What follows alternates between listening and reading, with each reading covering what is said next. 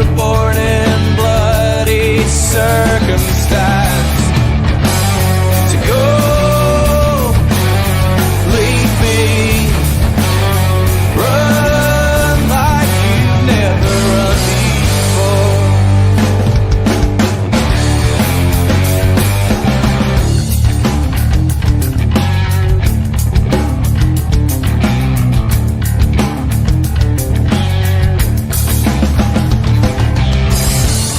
A voice from the underground, given room to breathe, not but be drowned. So die if you get the chance. Better men than you've been, let this dance. To go, leave me, run like you've never run before.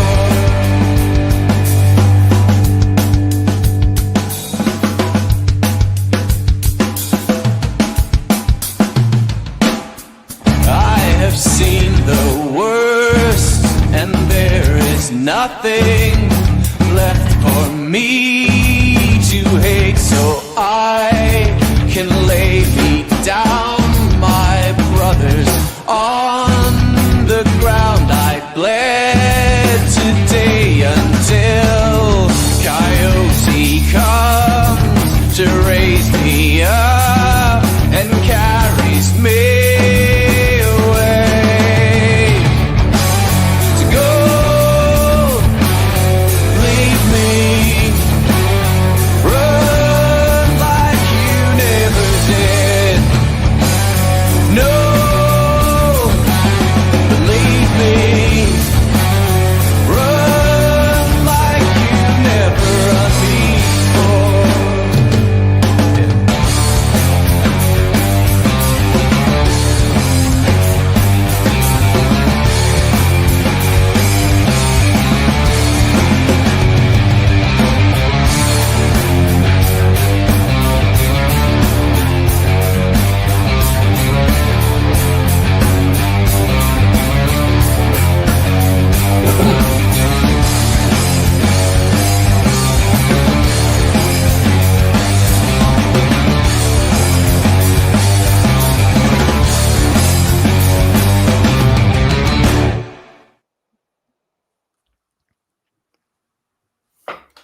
Hello, welcome to the Scottish Rugby Podcast, brought to you by the Scottish Rugby Blog.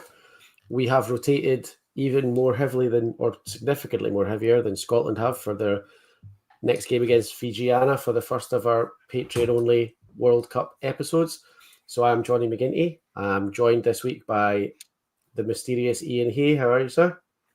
Hello, I'm the daddy's choice, obviously, aren't I, Johnny? I'm like, Owen coming in from out of nowhere. I'm all right. How are you?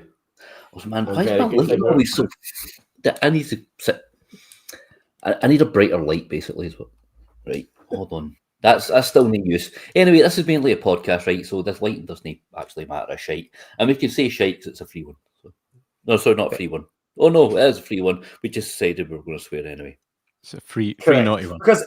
Because it's me and you, Iain, and the voice that you heard in the background there, the even lesser spotted, making his way over from the blog this week, Rory Baldwin. How are things up north, Rory? Yeah, good evening. Bit warm, but we're supposed coping. voice of reason. Yeah. Do you know, it's been ridiculously warm for far too long, and I'm going away for my fantasy football draft weekend this weekend, and the weather's going to get rubbish. So, standard. We have just the one game to get to this week. Obviously, Scotland kicking off their World Cup campaign against Wales down in Salford on Saturday. So we're going to take some time to look over that. We'll have a quick look at the game coming up this Saturday against Fijiana, and then we will be back to our, I can't say patented because we keep getting in trouble for that, our usual, but definitely not patented, hands in the ruck section. So it'll be a relatively swift one this week, hopefully.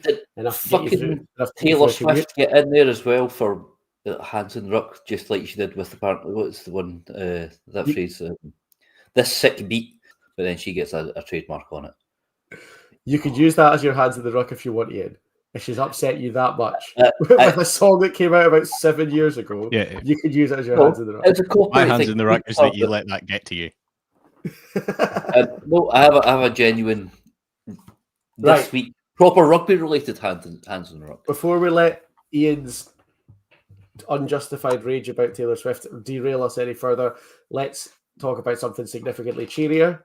Fantastic start to the World Cup for Scotland on Saturday afternoon. 38-8 against Wales at Salford Community Stadium. I think personally one of the best games that I've seen the women's team play in probably 5 years. Before we get into it, Ian, no, it's all right, Ian, you've just taken a bite of your dinner. Rory, give me your quick initial thoughts on the game that weekend. Thank goodness. I thought you were going to get me to do the Premiership roundup. It was like you say, it was probably the most well-rounded performance we've seen from them. But even then, there was still stuff that they'll feel that they can work on. So they're not hopefully going to be, resting on any laurels.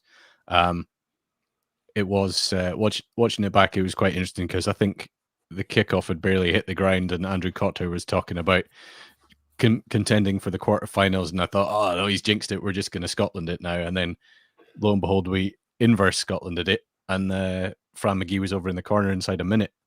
It was a great game to watch. I forgot that watching Scotland can be enjoyable sometimes. Yeah, Ian, Rory's mentioned her already. The first hat-trick scorer of the World Cup, Fran McGee, definitely announced herself for her World Cup debut. Do we think that is the best that Fran's going to play this tournament? Do we think it was a flash in the pan, or do you think that's the standard now for Fran McGee that we're looking forward to for the rest of the World Cup? You're on mute. Thanks, Rory. Sorry, guys. I mean, the first time I saw Fran McGee, she scored an absolute blinder to beat Ireland, and I think that got us to the last World Cup, or some kind of playoff game. She continues to get better. That's definitely not a flash in the pan. Her finishing prowess is incredible. I mean, I think tries 1 and 3. You see, she's not got a lot to work with, and you could maybe say there's some slack tackling from the Welsh.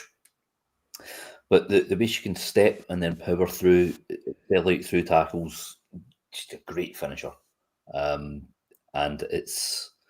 we're excited to see where somebody who only took the game up 7 years ago after being a ballerina, legitimately, unlike Nick Haney, can go. Because that was it was a sensational performance. I was pessimistic going in. I think last week I said we were going to get one of those heartbreaking usual Scottish defeats. Instead, we got to see an absolute ass whooping. It was pretty much the opposite of Scotland against Ireland in the 2019 World Cup. And we went in hoping for very little and got absolutely probably the maximum we could expect, which was the opposite of that. Yeah, and somebody else, Rory, that we saw a huge performance from on Saturday afternoon, and doing something that I think we are kind of a little bit more used to seeing from Scotland, from the men rather than women, was Emma Orr. The lines that she cuts are absolutely incredible. I don't want to try and compare them to the men's team because I feel like they deserve more than that. But the only way I could describe Emma Orr's line running is Hugh Jones-esque. I think some of the angles that she cut on Saturday afternoon were incredible, and that is, I think, probably going to be a key to Scotland's attack going forward. Are we looking to release Emma Orr a lot more for the last couple of games? Yeah, I mean, she's a great passer as well, so she gives you that kind of extra bit of playmaking slightly outside. I think the partnership's pretty solid with her and Tomo Pulotu, who put in a couple of blinding tackles at the weekend there. Yeah, I mean, I think I'm not sure if that Emma's try at the end was maybe a little bit contentious in terms of the forward pass, but by that point it was all it's all gravy, and it's funnier because the Welsh have to put up with it. So Yeah, she's running great lines at the moment. I think sort of her and McGee are the sort of linchpin of that attack. But it was also really good to see Helen Nelson kind of leading the attack ball in hand, which you don't see as much. Quite often she'll just shift it on and kind of kick the goals. But she was actually, she was making half breaks and getting away from the defenders, and that was opening it up. Certainly late in the game, there was a bit more kind of offloading going on. Not a massive amount, but I think that's maybe something that they're working on, is because they've got such devastating sort of strike runners. If they can get them in that little bit extra space that they don't normally get, you can see what the results are. The last thing, Iain, I think we really want to talk about what went really well for Scotland before we take a couple of minutes for what they might need to work on before they go into this weekend's game, is the impact of the bench on Saturday, which I think is something that was an area where Wales thought they had the edge. Speaking to some of the Welsh fans, listening to some of their pundits, they thought Scotland's backline looked terrifying, but they had the edge on the bench, and if they could hang in there until the benches came on, that they might be able to take something away from the game. And actually, it was pretty much the opposite of that. Scotland had some massive contributions off the bench. The biggest one from friend of the pod, Ellis Martin, who I think had her best game ever in a Scotland shirt, came on, won a scrum penalty against the Head, won a turnover, set up a try. And that's the sort of thing that Scotland are going to need now for the last two group games at least, is a 23-player performance. Do you think that we have the bench strength to keep that going? I do know. Additionally, when talking about MR, I thought she was defensively brilliant as well. She reads like Chris Harris. She's like the perfect hybrid. But I'll answer your question first, Jonny. I think obviously strength and depth. The spine of the team is the same as we've known for a good number of years, but they are getting more experienced and better. They're being in professional environments and they're improving. And then, like you said, more people are coming in. Ellis Martin had a wonderful game at hooker, coming on for Lana Skeldon, who's been an absolute stalwart for years. Then, even looking on the bench, we've got Jade Conkle, who was, previously it was Jade Conkle or bust, wasn't it? She was the one who was going to win us the game single-handedly. And now she's accepting a role as a squad rotation player because the other people are coming in, like Alex Stewart. I mean, Evie Gallagher was sensational. Then you've got, Stewart came off the bench. This is someone who is regularly at the top of sort of breakdown stats in Six Nations rugby. She's always in there taking turnovers. So we do have much more strength coming off now. There's even some great players had to be left out, unfortunately. It was great to see the impact off the bench, and just I think the game management overall was outstanding. Everyone seemed to fit into the system nicely. So it went better than I hoped. It went better than I'd ever hoped. It was excellent. I think it went better than anyone even really expected. The very last thing that I think we need to probably mention, two more people that I think need a special mention. One, I don't think we need to have any discussion about it. Emma Wassell, oh my word. She is incredible. To do what she did on Saturday afternoon, almost a year to the day after the discovery of her tumour, I think is fantastic. She is a true, genuine hero. And that word gets thrown about a lot, but she has more than earned it. And then the last thing, Rory, is we don't want to give too much oxygen to the contract situation. I'm sure it's going to appear in the hands of the ruck, but she talked about it after the game. Is Rachel Malcolm the best Scottish captain, male or female, in recent memory? Yeah, probably. Certainly in terms of the way she speaks. She's considering the effort that she'd had to put in the 80 minutes previously to be able to come off the pitch and then, give considered thoughts that don't sound like kind of press train, media trained sound bites, which obviously, given the positions that they're in, she's probably not going to take on board anyway, and just speak her mind. She speaks from the heart, but at the same time, it's intelligent and it's organized. Her thoughts are organized, and you can just tell that she loves the game and she loves this team.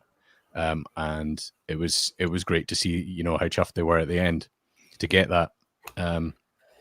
But also, the word, the words that she was saying around they wanted to show, I guess, the world of rugby anyway, that they can be professional, which was obviously a dig at the fact that they're not really being treated like professionals in terms of sort of unclear contract situations and that sort of thing. I think that would have been a sort of shot in the arm, as well as maybe a kind of are we kind of up yours at the Union. I think winning the next game continues that. I'm not, I don't know. I don't necessarily know that it's a possibility because Canada looked brilliant, but if they could win all 3 games, get out of the group, that would be a major up yours to the Union to say, look what we can do with you undermining us at regular intervals. Yeah. So interestingly, on the subject of them being undermined and on the subject of treating them like professional players, I think the couple of things that we do need to talk about that I think they'll know themselves that are work-ons this week, and areas that perhaps weren't as strong as some of the really strong performances that we saw, is we kind of need to talk a little bit about set piece and a little bit about the kicking. We'll start on the set piece. Iain, we've got Canada's second best team in the world to come with some ridiculously powerful forwards. Sophie de Good, who is an unstoppable force of nature at times, and Scotland's scrum creaked a little bit when the starters were on against Wales, but for some reason seemed to look stronger as the bench got emptied. The line out wasn't firing at 100%, and with a player like de Good in the opposition, you really need to worry about that. How much of that scrum and line out wobble can be fixed, do you think, during the course of the tournament, as we're kind of doing it on the fly between games? Yeah, I had it in my notes, like scrum was a bit iffy, like you said, with I think early on we ended up losing. I think Cammy 2 lost a couple against them, then Leah Bartlett won one, then she lost, and then was a bit to and fro. Eliane Clark came on and won a scrum pen. Line out, I thought, went all right. Defensively, to be honest, like Wales were pretty bad on Saturday. I think that helped boost Scotland's points difference. I mean, I think someone like Emma Wassell and Sarah Bonner, they are good attacking lineouts in terms of getting in amongst it, creating confusion opposition ball, and they're also good at claiming their own. I don't think that was too much of an issue. Scrum, though, I think the scrum was a problem, and against Canada, obviously that, as you've pointed out, will be something we don't want to get involved in because they will smash us in that area. But again, I mean, we're not expecting much from the Canada game, to be honest, are we? It's more about getting the job done against Fiji. Canada might be, obviously you want to go in and win every game, but probably damage limitation more than anything. Yeah, I mean, I think the advantage we perhaps have is that they've got the Fiji game to try and rectify some of the set piece issues, because it's largely the same team. Fiji are definitely not as strong in those areas, so I suppose it could give us a false sense of security if they suddenly start dominating the scrum and the line out. But at least they've got one game to try and rectify these issues before the considerable prospect of Canada comes calling. Did anyone have a breakdown of how Skeld and Martin got on, like stats wise? No. I don't feel like Ellis threw that many lineouts. I'm not sure. Yeah. Yeah. Don't know.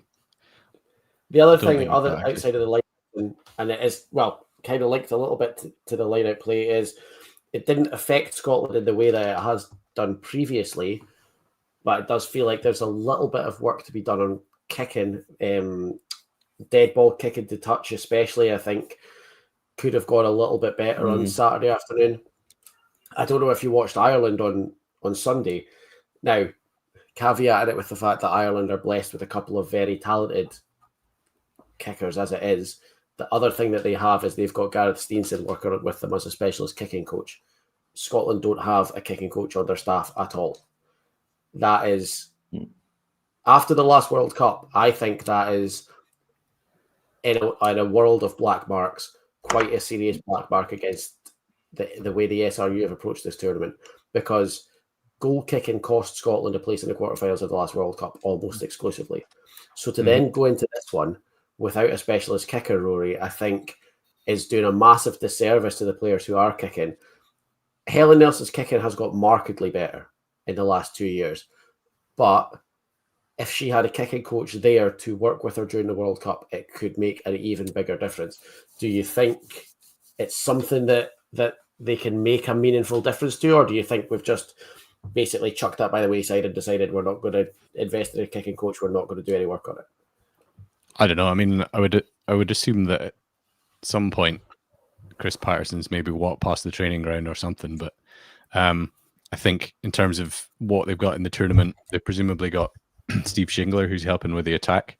I mean, he used to kick from what I can remember, so he might be able to do something in that area, but in terms of general skills, but I think you're right. They need a specialist coach would just give them a little bit extra edge in that department.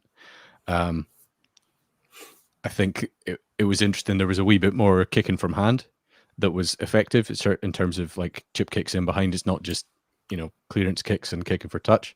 There were some chip kicks and grubbers and things, and that was great to see. Emma Orr again was doing that. Helen Nelson, obviously. So yeah, I think goal kicking is huge, and it's a kind of Nelson seems to have a day where she's on it or she's maybe not on it. And the days when she's on it, she's nailing them from the sidelines. But I think maybe a kicking coach would help with consistency, perhaps. Yeah, I think there's nobody in the world of rugby that I want to give a compliment to less. But I remember watching one of the little bits of Lions social media stuff over the summer, and Johnny Sexton standing there watching Finn kick. And Finn kicks. This is a pretty decent kick, and Sexton has literally just stood beside him and watched him, and then gone, maybe do this slightly differently, maybe do this slightly differently, make the same kick again, and Finn makes these two tiny little adjustments. I think Sexton just said, like, maybe plant foot at a slightly different angle, maybe keep your head a little bit lower. Because all he's done is watched him kick it and said, I reckon if you do this a little bit differently and this a little bit differently, you'll drain them every time. And then Finn makes about 3 in a row. So I think, at that level, all it takes is another professional kicker to sit and watch you and say, try this, try that. So hopefully Helen Nelson's got someone around her who can do that, because it will make a huge difference.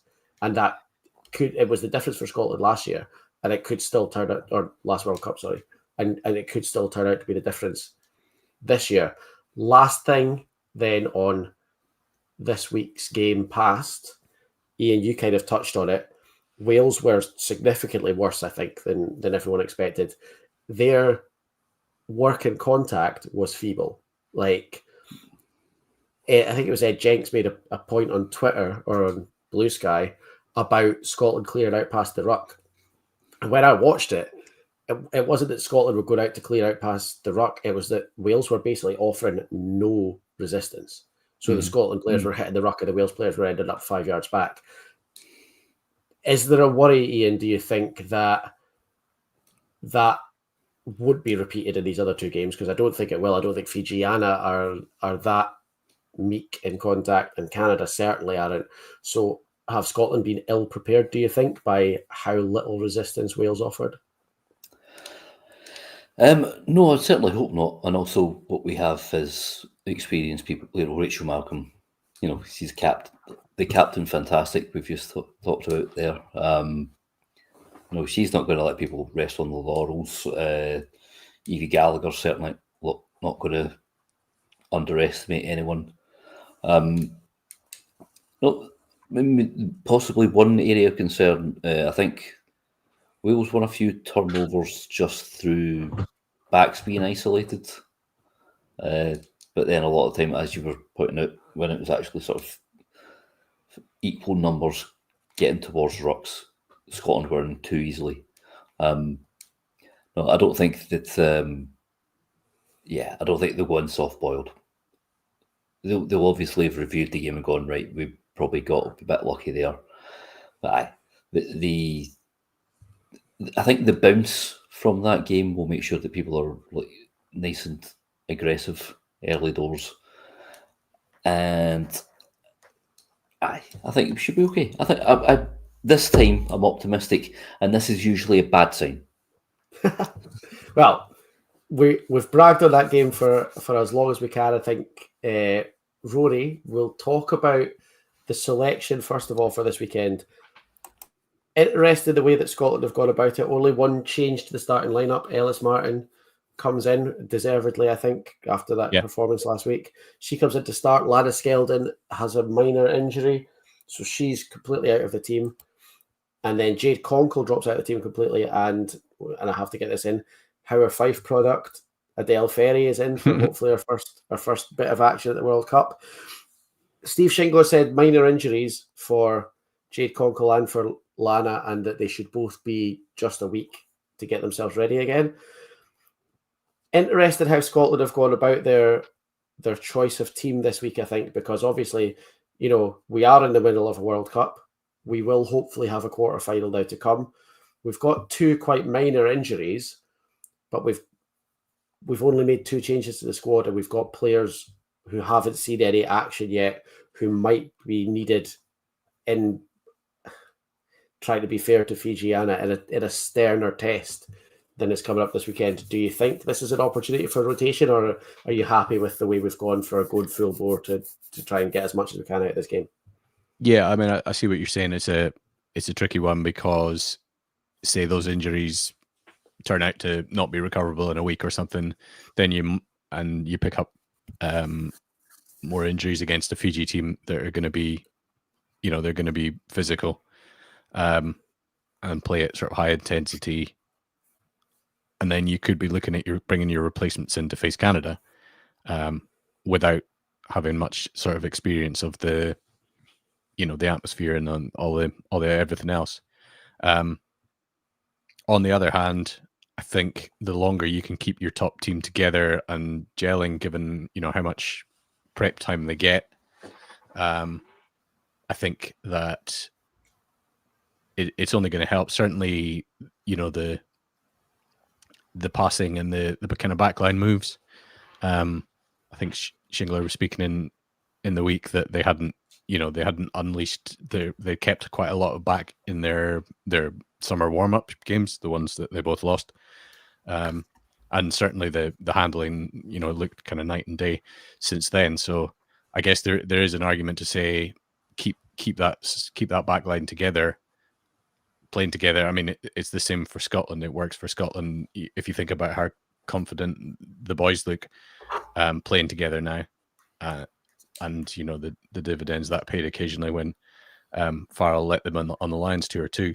So yeah, I mean, I think keep them together, but maybe bring the bench on maybe a bit earlier in this game if it's looking, it's going to depend on how the scoreboard's going really. But if they're able to get in about them early and get some scores on the board like they did against Wales, I think that'll give them some confidence. And then there's maybe an argument to say get some of the bigger names off and give them a wee bit extra rest. Iain, this is ostensibly a weaker team than Scotland faced last week. Fiji are 14th, so a little bit lower ranked. You mentioned it though; they're a powerful side. They're going to bring some big runners at Scotland. They'll probably offer more resistance than you think Wales did in some of the contact area last week. Do you think it's more of the same from Scotland, or do you think we're bringing more out of the toolbox that we haven't seen yet? Are we hoping that the game plan that worked last week works again? See, I wrote stuff down about this. Yes, in proper preparation. Obviously, the Fijian mindset is to play a more open game. They can attack from anywhere and everywhere. So one thing that Scotland need to do is not get drawn in defensively, not get drawn in, and just trust the system and trust the person beside you. I think if things go badly, we score early, we're good, right? If we start, just like when Scotland men's team played Fiji, you start chasing the game, they will just take confidence from that and they'll just keep running at you and smashing through you. So I think, importantly, defenses, keeping the defensive system nice and tight is important. Like you said, they are, ranking-wise, the lowest side we'll face, but it's sport and we're Scotland, so anything can happen. Just basically discipline is the key. I think, not giving away penalties and giving them territory, obviously kicking smartly, not giving them too much paddock to run into, and even just sort of waiting for them to commit offences at the breakdown. Just good phase retention. I thought Scotland's phase retention through the forwards was pretty good on Saturday. Usually, like you said, it was Jade Conkle or bust, but every single player seemed to be able to truck up a couple of times. So discipline is the major thing. Always stay disciplined, kids. Okay, before we get away from what's to come and on to Hands in the Ruck, let's have a quick prediction. We'll start with you, Rory, for Scotland Fiji on Saturday afternoon. I think about I think Fiji have got some tries in them. Watching them against Canada, so I would say maybe 14-17 for them, and then Scotland to score maybe 28, something like that. So say 28-17, something like that. I'm going to go a bit higher with that. I'm going to go Scotland 40-ish, Fiji 17. So we both agreed on 17 points. That. Yeah, we'll pick them off though. I think they'll get tired. Yeah, I mean, I think we've definitely got the team to do it. I watched the Canada Fiji game, and Fiji, I think they scored a nice try, but yeah, Canada were a scary prospect.